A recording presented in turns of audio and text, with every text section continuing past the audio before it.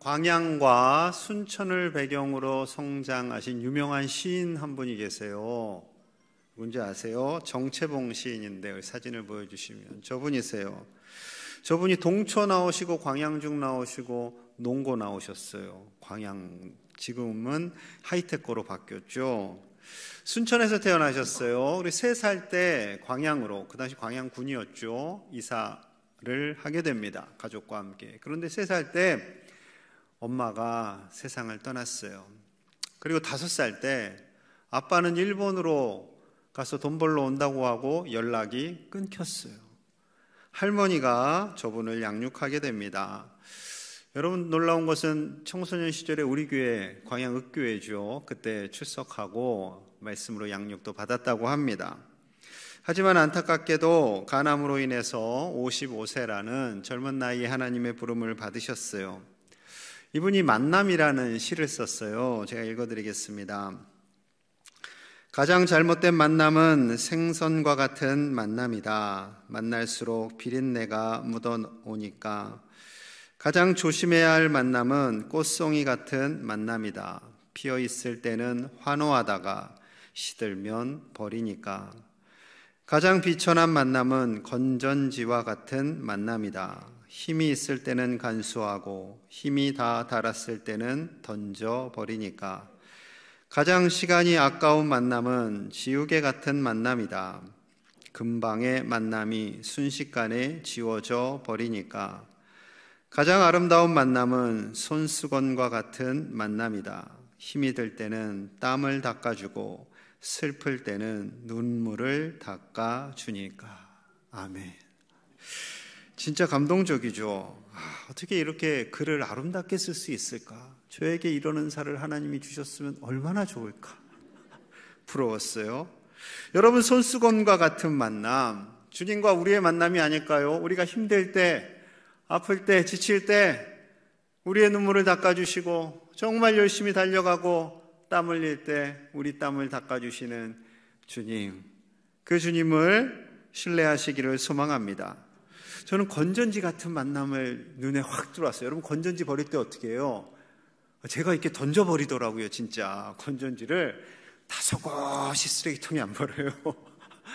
던져요. 근데 딱 그런 만남이 있다라는 거죠. 스데반 집사가 오늘 등장하고 있습니다. 스데반 집사님이 예수님을 만났어요. 예수님과의 만남은요, 정말 손수건과의 같은 만남이었지요.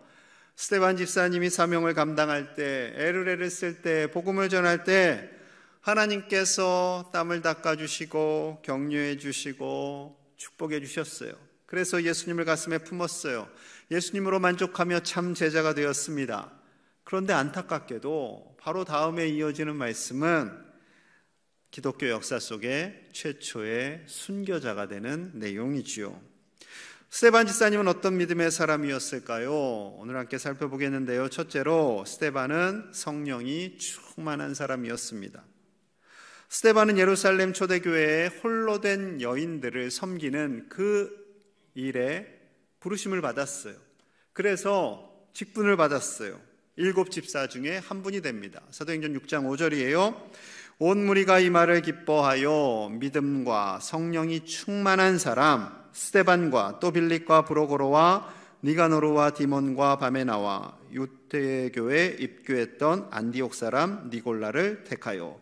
믿음과 성령이 충만한 사람, 정말로 예수님을 온 마음을 다해서 믿고 성령 충만하여서 사명을 감당하는 사람 1번이 스데반 집사였던 거죠. 7분 다 귀하지만 그 중에서도 첫 번째로 썼다라는 것은요, 그 당시 교회에서 그만큼 영향력이 있는 분이었다라는 거죠.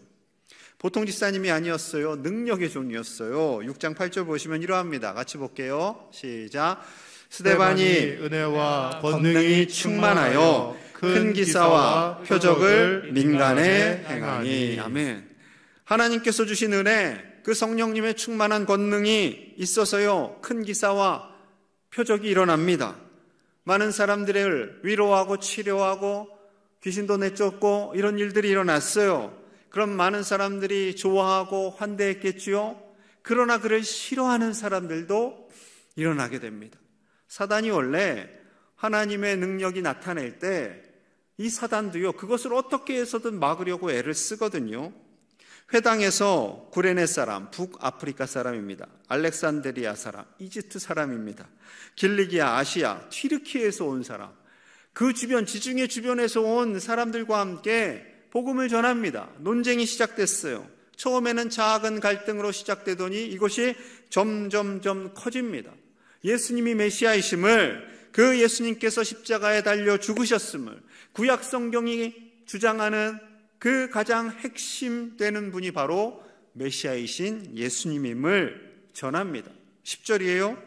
스데반이 지혜와 성령으로 말함을 그들이 능히 당하지 못하여. 똑똑하고 잘나신 분들이 스데반과 논쟁을 하는데 감이 되지가 않습니다. 지혜와 성령이 충만하기 때문에 아무리 헬라 철학으로 똘똘 뭉친 그들이 이 스데반을 이길 수가 없어요. 이 사람들이 굉장히 자존심이 센 사람들이었나 봐요. 사람들을 매수했어요. 그리고 거짓 증인들이 하나씩 등장을 하게 됩니다. 이 사람이 모세와 하나님을 모독하는 말을 우리가 들었습니다. 그래서요, 이 논쟁이 점점 커지게 되었고요. 자, 12절 13절. 백성과 장로와 서기관들을 충동시켜 와서 잡아가지고 공회에 이르러 거짓 증인들을 세우니 이르되 이 사람이 이 거룩한 곳과 율법을 거슬러 말하기를 마지 아니하는도다. 백성과 장로와 서기관들을 충동해서요, 이 사람을 체포해서 공회로 재판하는 곳으로 데리고 왔습니다. 거짓 증인들이 일어났어요. 그리고 말도 안 되는 거짓말을 하기 시작합니다. 거룩한 곳, 성전을 거슬러 말했습니다. 율법을 거슬러 말했습니다. 모세를 거슬러 말했습니다. 이러니 사람들이 다 웅성웅성하면서 저걸 가만히 두면 안 되지 하는 마음이 가득합니다. 마치 예수님께서 밤사이에 갑자기 체포되시고 거짓 증인들에 의해서 말도 안 되는 재판을 받으신 것처럼 지금 스데반도 똑같은 상황에 처한 거예요. 여러분, 우리가 스데반이라면 얼마나 억울할까요? 이 상황이. 하지도 않은 것을 했다고 그러고 죽이려고 하고, 그럼 우리의 얼굴이 막 빨개지고 심장이 막 벌렁벌렁거리고 화가 나고 손에서 땀이 나고 막 머리털이 막 쭈뼛쭈뼛 섰겠죠. 그런데 스데반의 모습은 어땠을까요? 자, 15절 봅니다. 우리 같이 볼게요. 시작. 공회 중에 앉은 사람들이 다 스데반을 주목하여 보니 그 얼굴이 천사의 얼굴과 같더라. 아멘. 지금 굉장히 위기의 상황이잖아요. 까딱 잘못하면 죽을 수도 있는 상황입니다. 그런데 스데반이 굉장히 침착해요. 침착한 정도가 아니라 천사의 얼굴처럼 평안합니다. 평안해요. 여러분, 이 모습이 성령 충만한 사람의 모습이에요. 우리도 살아가다 보면 억울한 일도 당할 수 있고요, 속상한 일도 당할 수 있어요. 그때 쉽게 흥분하거나 목소리를 높이지 않는 사람이 성령 충만한 사람입니다. 왜요? 하나님이 다 아시니까. 하나님이 우리의 결백을 아시니까. 그리고 아시고 우리를 도와주시고 인도해 주시니까 담대하게 천사의 평온함을 누릴 수 있는 거죠. 우리가 살아가면서 참 많은 억울한 일이, 속상한 일이 있잖아요. 우리나라 역사 속에서는 참 많은 일이 있었어요. 중국과 일본에 의해서도 그랬고, 근대사와 현대사 속에서 특별히 4월만 되면 아픔이 참 많아요. 그러다 보니 우리나라 사람들의 한이 있어요. 한이 많아요. 한이. 그러다 보니 잘 웃고 계시는 분도 계시지만 아무리 재미있는 이야기를 들어도 웃지를 못하는 분들이 계세요. 왜냐하면 그 가정사 속에서도 또 한이 많거든요. 결혼을 했는데 남편이 맨날 술 먹고 아내를 때리고 아이들을 때립니다. 이거 어디 가서 말을 할 수도 없겠죠. 반대가 되면 또 어떡할까요? 아내분이 그건 더 말 못할 거예요. 요즘 근데 그런 일이 있어요.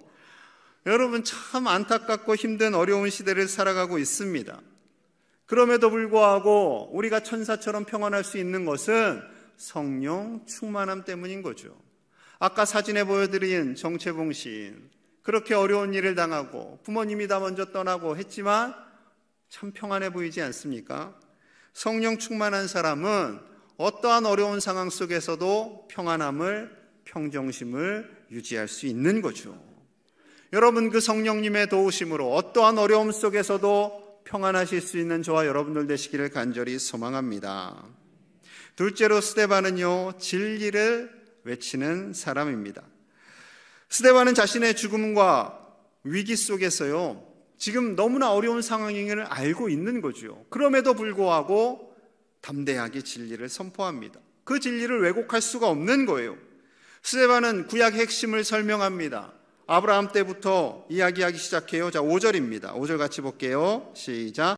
그러나 여기서 발붙일 만한 땅도 유업으로 주지 아니하고 다만 이 땅을 아직 자식도 없는 그와 그의 후손에게 소유로 주신다고 약속하셨으며 하나님께서 갈대아에 살던 아브라함을 부르셨어요. 그리고 가나안 땅으로 인도해 주셨어요. 아직 자신의 땅도 없고 아들도 없고 자녀도 없는데 이곳이 너희 후손들의 머물 땅이 될 거야. 너가 별처럼 모래알처럼 수많은 자녀들을 갖게 될 거야 라고 약속해 주신 거죠. 약속. 여러분, 이 약속을 통해서요, 예수님 오시는 그날까지 하나님은 이 약속을 다 지켜 가십니다. 우리를 향한 하나님의 약속, 우리를 복되게 하시는 그 하나님의 약속도 동일하게 이루어 가시는 하나님이신 줄 믿습니다. 하나님께서 또 하나의 언약을 주셨어요. 8절입니다. 할례의 언약을 아브라함에게 주셨더니 그가 이삭을 낳아 여드레 말에 할례를 행하고 이삭이 야곱이 우리 12조상을 낳으니라. 할례의 언약, 이 사람의 몸에 흔적을 남기는 언약이죠. 왜 흔적을 남겼겠어요? 하나님의 택한 백성임을 언제나 기억하라는 거예요. 그래서 아브라함, 이삭, 야곱 12아들들에게 할례를 행하게 하십니다. 그리고 하나님께서 그들을 애굽 땅으로 인도해서 정말 많은 백성, 큰 민족을 이루게 하시는 거죠. 자, 17절이에요. 하나님이 아브라함에게 약속하신 때가 가까움에 이스라엘 백성이 애굽에서 번성하여 많아졌더니, 그 약속하신 때 아브라함에게 약속을 주셨잖아요. 수많은 백성들이, 수많은 사람들이 너의 자손들이 될 거야 하신 그 약속, 그 언약을 이루실 때가 되었어요. 400년간 애굽에 있으면서 번성하게 하셨어요. 70명으로 내려갔는데 400년 뒤에는 남자만 60만이 넘었어요. 결혼하고 풍성하게 자녀들이 태어납니다. 계속 태어나요. 이스라엘 사람들의 그 출산율을 보고 이집트 사람들이 긴장하고 겁먹을 정도로 아이가 막 곳곳에서 막 결혼만 했다면 낳는 거예요. 그때는 출산을 위한 기도를 할 필요가 없어요. 계속 번성했어요. 자, 모세와 백성들이 이제 출애굽을 하게 됩니다. 그 모습이 38절에 있어요. 시내산에서 말하던 그 천사와 우리 조상들과 함께 광야 교회에 있었고 또 살아있는 말씀을 받아 우리에게 주던 자가 이 사람이라. 모세라는 거죠. 광야 과정을 거치게 됩니다. 40년간. 그 광야 생활을 하면서 그들이 광야 교회를 이룬 거예요. 우리가 예배하는 것처럼 이렇게 모여서 하나님을 예배하고 찬양했습니다. 그리고 이 모든 과정 속에서 하나님께서 말씀을 주셨어요. 얼마나 감사했겠습니까? 그런데 문제가 생겨요. 하나님께서 말씀을 주셨으니까 말씀을 주신 분을 온전히 예배해야 되는데 전달한 모세와 그리고 모세를 통해서 주신 율법을 더 하나님보다 섬기게 됩니다.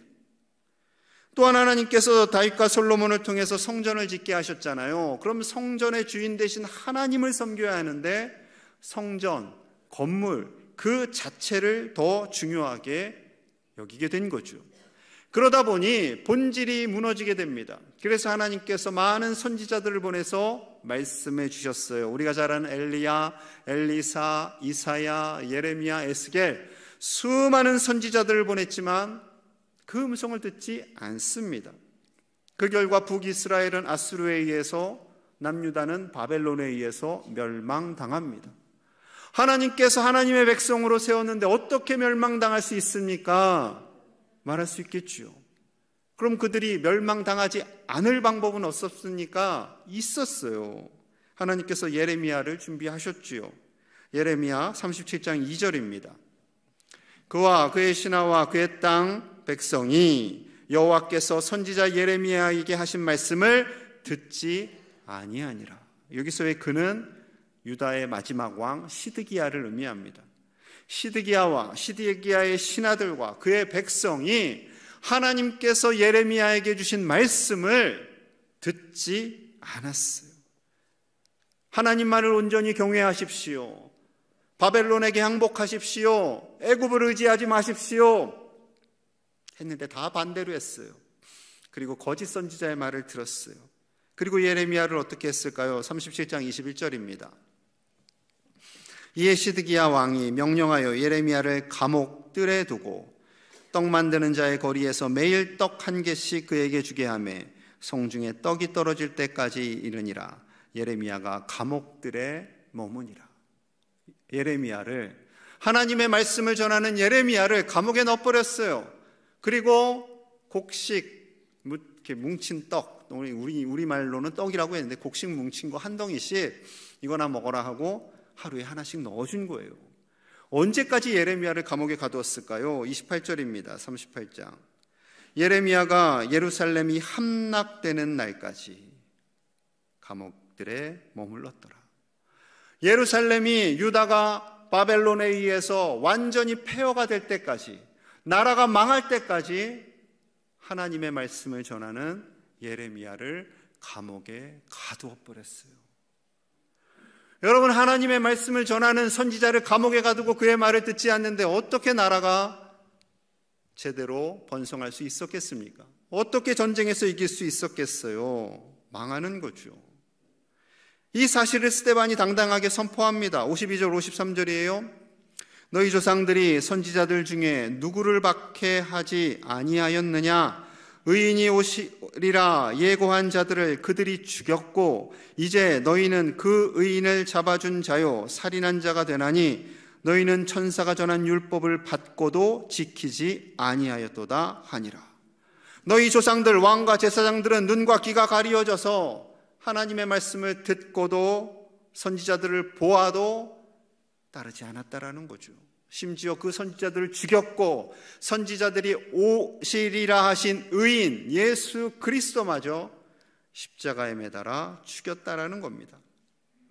너희가 그렇게 좋아하는 그 율법을 받았지만 그 율법의 본질은 지키지 않는 사람들임을 선포한 거죠.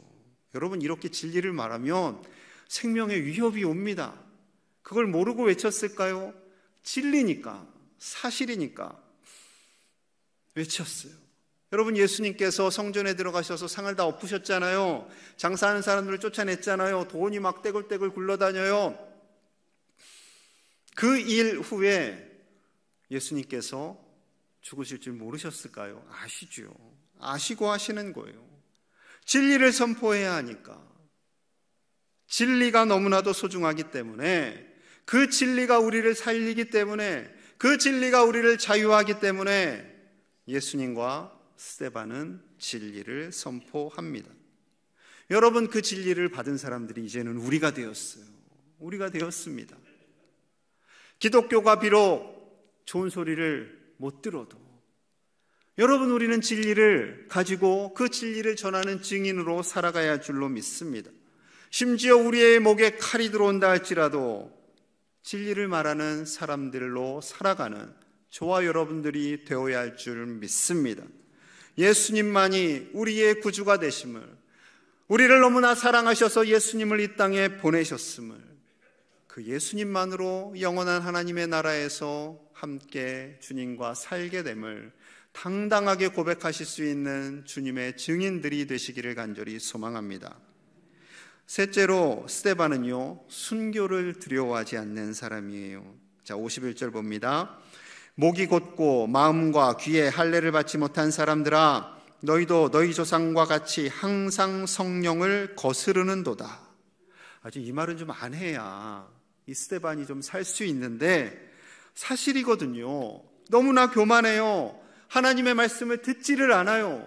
할례를 강조하는데 정작 중요한 자신들의 마음의 할례는 하지 않습니다.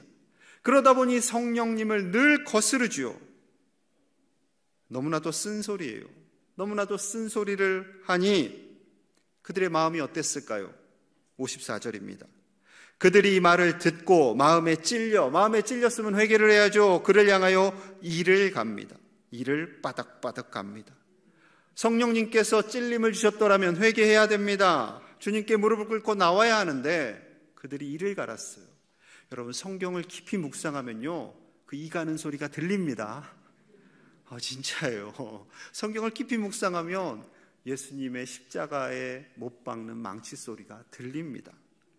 큰 위기가 닥쳤어요. 이때 하나님께서 스데반에게 환상을 하나 보여주십니다. 하나님의 영광이 임하고 예수님께서 그 옆에 계신 그 환상이 보였어요.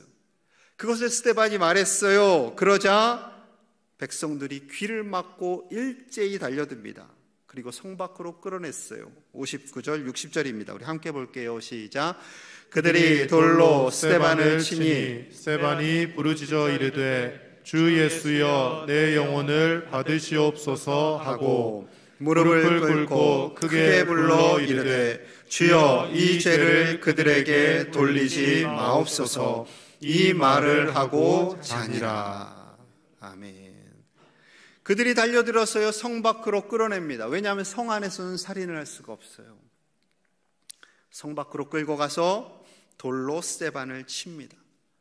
스데반이 부르짖고 기도합니다. 주님, 내 영혼을 받아주십시오. 그리고 이들의 죄를 용서하여 주십시오. 예수님께서 십자가에서 외치신 그 말씀 그대로 스데반이 외칩니다. 그리고 자니라 돼 있어요. 잠을 잤다라고 돼 있습니다. 왜 이렇게 기록하고 있을까요? 이 땅에서 자요. 그의 영혼은 어디서 깨어나는 거예요? 하늘에서 깨어나는 거예요. 천국에서. 우리도 똑같습니다. 이 모습, 스데반의 순교당하는 모습을 그린 화가들이 있었어요. 그림을 좀 보여주시면 저러합니다.